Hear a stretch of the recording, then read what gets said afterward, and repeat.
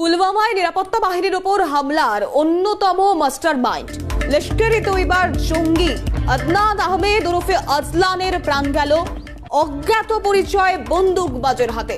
অন্যদিকে নিষিদ্ধ ভারত বিরোধী গোষ্ঠীর বিলাল মুর্শিদ গুলিবিদ্ধ হয় অজ্ঞাত পরিচয় বন্দুকবাজের হাতে। পাকিস্তানের করাচির ঘটনা। একদিকে নিষিদ্ধ ভারত বিরোধী গোষ্ঠী বিলাল মুর্শিদ গুলিবিদ্ধ হয় অজ্ঞাত পরিচয় বন্দুকবাজের হাতে। পাকিস্তানের করাচির ঘটনা। পুলওয়ামায় নিরাপত্তা বাহিনীর উপর হামলার অন্যতম মাস্টারমাইন্ড লস্কর-ই তৈয়বার জঙ্গি আদনান আহমেদ ওরফে আজলান, তারও প্রাণ যায় অজ্ঞাত পরিচয় বন্দুকবাজের হাতেই। এই বিষয় নিয়ে আপডেট নেওয়ার চেষ্টা করব, বিস্তারিত জানাবে। টেলিফোন লাইনে রয়েছেন CNN chief reporter Satyajit Mukhopadhyay. Satyajit, এই মুহূর্তে যে সব থেকে বড় খবরটি আসছে সেটা হলো যে প্রতিবেশী রাষ্ট্র পাকিস্তান, সেখানে এই মুহূর্তে অজ্ঞাত পরিচয় বন্দুকবাজের দাপটে ভারত বিরোধী যারা বা ভারতকে বিনষ্ট করতে যে চক্রান্ত করছে ভারতের বিরুদ্ধে, সেই সমস্ত অভিযুক্ত বা সন্দেহজনক চক্রান্তকারীরা রীতিমতো আতঙ্কিত। এবং যে ছবি আজকে সকাল থেকেই ক্রমশ পরিষ্কার হলো তা হলো যে 2019 পুলওয়ামা যে হামলার ঘটনা ঘটেছিল, সেই হামলায় অন্যতম মাস্টারমাইন্ড লস্কর-ই তৈয়বার সক্রিয় জঙ্গি আদনান আহমেদ ওরফে আদনান, এই আদনান আহমেদ ওরফে আদনানকে কার্যত বন্দুকবাজদের হাতে তার প্রাণ গেছে ইতিমধ্যেই যে খবর সামনে আসছে। এবং করাচিতে তাকে বন্দুকবাজরা অজ্ঞাত পরিচয় বন্দুকবাজরা ঘিরে ধরে গুলি চালায়, পয়েন্ট ব্ল্যাঙ্ক রেঞ্জ থেকে ঘটনাস্থলে মৃত্যু হয়। অপর একটি ঘটনা পরিষ্কার হচ্ছে যে বিলাল মুর্শিদ, এই বিলাল মুর্শিদ লস্কর-ই তৈয়বার একজন প্রশিক্ষক এবং ভারত বিরোধী একাধিক জঙ্গি গোষ্ঠীর নেতৃত্ব দেয়। বিলাল মুর্শিদকেও অজ্ঞাত পরিচয় আততায়ীরা আক্রমণ চালায়, তার মাথায় তিনি গুলিবিদ্ধ হয়েছেন এবং তার শরীরের একাধিক অংশে গুলি লাগে। তাকে আশঙ্কাজনক অবস্থায় করাচির একটি হসপিটালে তাকে ভর্তি করা হয়েছে। এবং যদি পরিসংখ্যান দেখা যায়, গত এক মাসে লস্কর-ই তৈয়বা এবং জৈশ-ই মোহাম্মদের অন্তত 3 জন কমান্ডার তাদেরকে এভাবেই তাদের প্রাণ গেছে অজ্ঞাত পরিচয় বন্দুকবাজদের হাতে।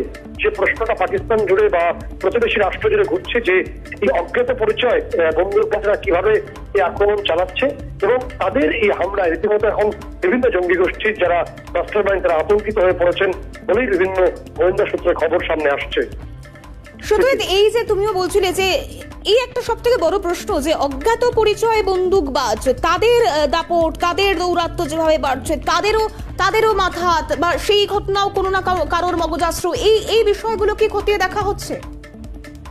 এবং নির্দিষ্টভাবে যে ছবিটা আসছে যে এখনো বিভিন্ন গোয়েন্দা সূত্রগুলো যে তথ্য সামনে আনতে পেরেছে, এখনো পর্যন্ত মুখ্য যারা এক্ষেত্রে পরিচালনা করে থাকে আবারও সেই নামটি আসে পাকিস্তানের গোয়েন্দা সংস্থা আইএসআই এর যে বিভিন্ন গোপন ঘাঁটি আছে সেখানে তথ্য সামনে আসছে, গোয়েন্দা সূত্রে যে খবর সামনে আসছে যে বিভিন্ন জঙ্গি গোষ্ঠীর যে চক্রান্তকারীরা, যারা ষড়যন্ত্রকারী, যারা ভারত বিরোধী চক্রান্ত ব্লুপ্রিন্ট রচনা করছে প্রত্যেক মুহূর্তে, তারা এই মুহূর্তে কার্যত আইএসআই কাছে তারা একেবারে বিনীতভাবে একটা সেফ গার্ড চাইছেন, তারা লুকোতে চাইছেন। প্রাক্তন সেনাকর্তা উৎপল ভট্টাচার্য রয়েছেন আমাদের সঙ্গে টেলিফোন লাইনে। সত্যজিৎ, তোমার প্রশ্ন। যে ছবিটা সামনে আসছে যে যেভাবে একের পর এক অজ্ঞাত পরিচয় বন্দুকবাজদের হাতে একের পর এক মাস্টারমাইন্ড বিভিন্ন জঙ্গি গোষ্ঠীর নিকেশ হচ্ছে, সেই ছবিটা কিভাবে ব্যাখ্যা করবে না? দেখুন, এটা আজকে হয়েছে সেটা নয়, গত 1 বছর 5 মাস 17 মাস ধরে যদি দেখেন, এটা একটা যেন প্যাটার্ন মনে হচ্ছে। গত 17 মাসে 1-8টা নয়, 3-4টে নয়, এবং 20-21টা, এটা নিয়ে আজকে দুটো নিয়ে 21টা এরকম ভাবে খুন হয়েছে। আর একটা জায়গায় নয়, পাকিস্তানের কোন একটা জায়গায় হচ্ছে না। এটা মানে পাকিস্তান চারিদিকে আপনি যদি দেখবেন, ইন্ডিয়া বর্ডারের দিকে লাহোর থেকে আরম্ভ করে খাইবার পাখতুনখোয়া, ফয়সালাবাদ, লাহোর, সব জায়গায় এরকম হয়েছে। এটা কোনো প্যাটার্ন মনে হচ্ছে। একটা জিনিস আপনি এটা স্পেকুলেট করা যায় কেন এরকম হচ্ছে। অনেকে বলছে এটা সিবিএন কনফিডেন্স বিল্ডিং মেজারের জন্য ইন্ডিয়াকে সন্তুষ্ট করার জন্য পাকিস্তান করছে। কখনো কেউ একটা ছবি পরিষ্কার হচ্ছে ক্রমশ যে কোথাও বালুচিস্তান, সেখানে প্রত্যেক দিন সেখানকার যে টিটিপি তাদের হাতে নিকেশ হচ্ছে পাক সেনাবাহিনীর জওয়ানরা, এবং সেখানে কার্যত বালুচিস্তান জ্বলছে। আপনি জানেন সেই ছবির কথা, করাচির কথা আমরা এই মুহূর্তে আলোচনার মধ্যে রেখেছি। তোমাদের লাহোর, সেখানেও এই সাংস্কৃতিক যে শহর, সেখানেও একের পর এক এই ঘটনা ঘটছে। কোথাও কি গোটা পাকিস্তানের যে ভিত্তিভূমি বা সেখানকার যে নির্দিষ্ট যে স্থায়িত্ব, সেটাই তো তার প্রশ্নের মুখে পড়তে চলেছে।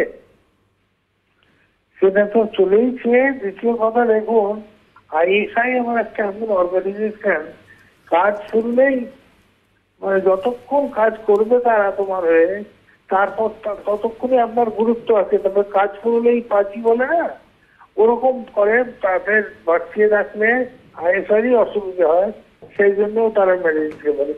দেশের ল অ্যাবাইডিং এজেন্সিজ আছে, কোর্ট আছে, সেসব কিছু একের পর এক এরকম হয়ে যাচ্ছে।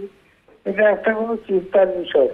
আর এরকম না যে এখন পাকিস্তানে কোনো মিনিস্ট্রি নেই, পাকিস্তানে ইলেকশন হবে, সেই জন্য এখন যারা নওয়াজ শরীফের ভাই যিনি ছিলেন প্রাইম মিনিস্টার, উনি এখন নেই, সেটাও কথা নয়। এইটা একটা প্যাটার্ন, ওদের একটা দেখা সঙ্গে তর্কশোনা করতে চাই। একটা বিষয় পরিষ্কার চলে হচ্ছে দেখি যে যেভাবে একের পর এক এই ঘটনাগুলো ঘটছে, একের পর এক এই যে ছবিগুলো উঠে আসছে, তার সঙ্গে রাজনৈতিক যোগ যেমন সে দেশের আছে, একই সঙ্গে বিভিন্ন ধরনের যে অজ্ঞাত পরিচয় বন্দুকবাজের হামলায় আতঙ্কিত হয়ে পড়েছে ভারত বিরোধী শক্তি, যা এই মুহূর্তে পাকিস্তানে সক্রিয় রয়েছে। একেবারে সত্যজিৎ, আমি আপাতত ধন্যবাদ জানাবো দুজনকেই, ধন্যবাদ জানাবো। চিফ রিপোর্টার সত্যজিৎ মুখোপাধ্যায় ছিলেন আমাদের সঙ্গে টেলিফোন লাইনে।